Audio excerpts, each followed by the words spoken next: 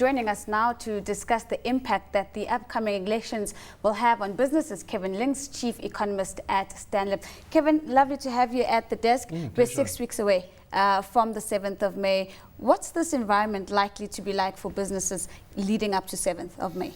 Look, at the moment it's a fairly tough environment for domestic business. We know that economic activity generally under pressure. Remember, we've still got the strike in the platinum industry. I think that's in its 8th week.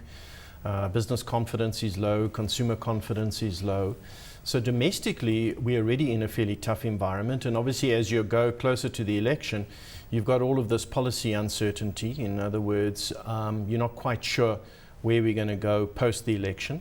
And what that tends to do is that business starts to go a little bit on hold. By that I mean they don't really move ahead with expansion plans. They don't move ahead with any big investment initiative. They would rather wait and see how this unfolds, what the landscape looks like, also what the economic environment looks like, and then make more firmer decisions post that. But are there any indications that there could be any change, one in administration, or two, any big policy deviation that would really make businesses and investors want to sort of sit on the sidelines? There is quite a big focus on the implementation of the National Development Plan. So let me just quickly explain. It's quite key. Obviously, the government has made the National Development Plan a focus. It's part of the ANC election manifesto. It's been endorsed by the cabinet. It's been endorsed by rating agencies, by the IMF, etc. They all quite like the tone of the plan. What's critical, and what's going to be critical, is that after the election, that government starts to implement. In other words, we don't really have the space for another plan and another discussion about another plan.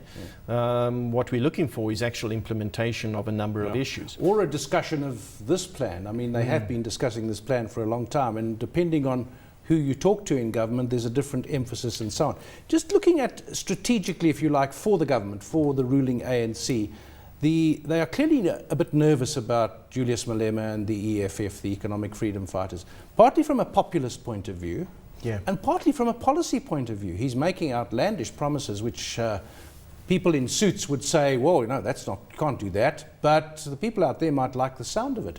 So do you perceive a left-leaning, nervous ANC in that respect? Well, to me, that's the key point. In other words, it's clear that the ANC is going to lose some of their support to the Economic Freedom Fighters, and that means you've lost some of your support to a more left-wing leaning organization. The concern will be post the election. If the ANC feels that they've lost a lot of support and they've lost a lot of popular support, what policies do they then implement? Do they continue to implement a go for growth, a business-friendly, a national development plan? Or do they feel, oh no, we need to get some of that popular support back? And they themselves start to introduce more populist measures, which takes them away from the National Development Plan. Remember, the rating agencies are looking at us closely. They've all indicated they're going to review our credit ratings shortly after the election. And what they're looking for is the composition of cabinet. Who do we put in the key positions? Who's the Minister of Finance? Who's the Minister of Trade and Industry? Where does Cyril Ramaphosa fit in? These types of things are going to be looked at very carefully. And what they're going to be looking at is, do we go for growth? Do we go for infrastructure? Do we go for reforms within the labor legislation? Or do we try and embark on a more populist measure to try and bring back some of the support away from EFF? And if we go more populist, I think the pushback from the rating agencies will be quite significant, and you run the risk of a credit rating downgrade, because it would look like you're not implementing growth. And given that our budget is under pressure, tax revenues under pressure, government spending under pressure, it would not be seen as a good outcome. So to me, that's the most critical thing. Do we forcefully implement National Development Plan post the election, or do we go with a more vague implementation that leaves a lot of ambiguity as to the real direction? For the first time in a democratic South Africa, we're also going into an election where the IEC has a question of credibility hanging over its head. International community rating agencies, investors, are they a bit nervous right now about this institution that is the custodian of the electoral process? Sure, it's come up for debate, but I would say that in the list of factors that they're considering, it's not the key factor. And clearly the election will be watched to see that it goes ahead smoothly. And from my perspective, I don't think there's much doubt about that.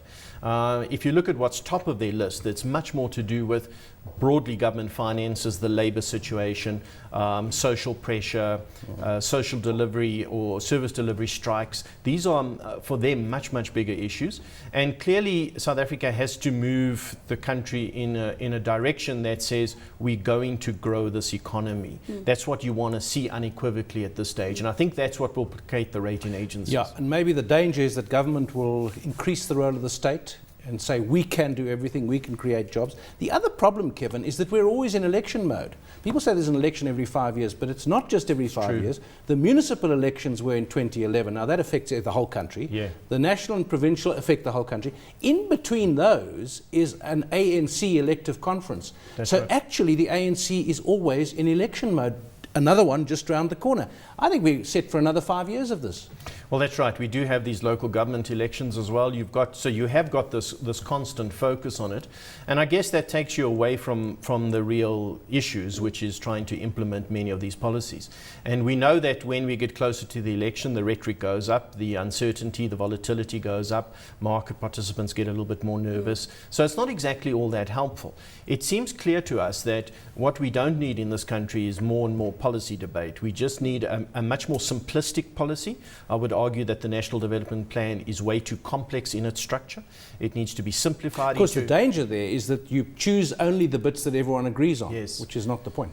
You can, and pretty much that plan, I mean, I'm not sure that you should call it a plan, but that document is so broad that it covers every single aspect that you can pick and choose as you see fit. And there are areas that are fairly populist and other areas that are pro-business, etc.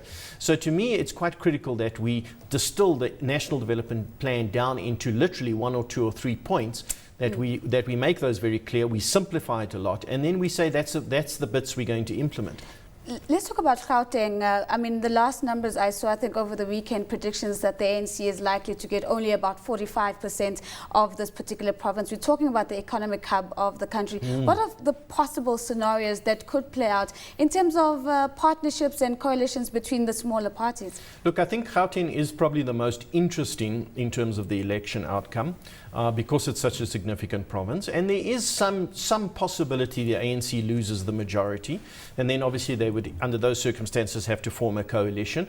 And then they would have the choice between the EFF and the DA. And that doesn't seem like a really easy choice for the ANC at that point. My suspicion, if that's happened, they would go with the EFF and see how that gets managed. And I think what this is telling us, look, I don't think that that's actually what's going to happen. I think the ANC will get the majority in Gauteng, but it's telling us that we're getting closer and closer to coalition type governments, whether it's the national government or whether it's ultimately a provincial government. If you think about how the Western Cape transformed, that initially it was a coalition and then it became DA. And I think you'll see that in other local government elections. And so this politics of coalition, I think over the coming years is going to be a feature.